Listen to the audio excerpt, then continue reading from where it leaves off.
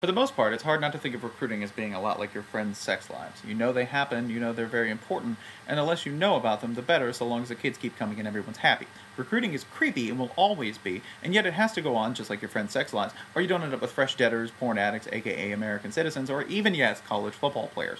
What makes it so creepy? It's grown men looking at 18-year-old boys as if they were pieces of meat, which in itself can't help but sound gayer than W.H. Auden and Christopher Isherwood comparing their notes on Bangkok boy baths.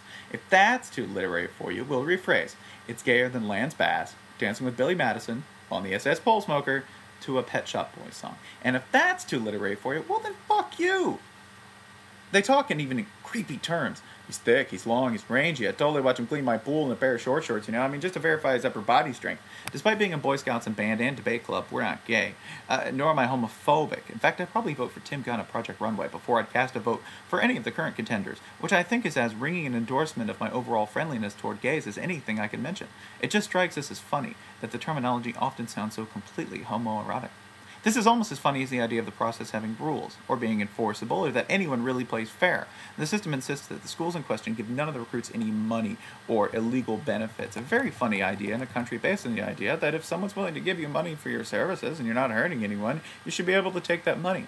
It's one of the fun perversions of the NCAA's reign that, in one sense or another, 18-year-old amateur athletes are put in the same category with prostitutes and drug dealers. After being given this invite to the crack economy category in the United States, thanks NCAA, boosters and secondary fanboys attached to the university then proceed to violate this rule like barbarians loosed on a convent full of nymphomaniacal nuns. And for the most part, the recruits play the parts of the nuns well, screaming, "Oh, please, please, spank me," as recruits listen to boosters' pleas to, "Help me pick up this money that fell out of my pocket." Or, "Whatever you do, don't fuck this stunning 22-year-old woman," and think of it as a benefit. Think of it as everything you might enjoy for the rest of your natural life if you play football for this school.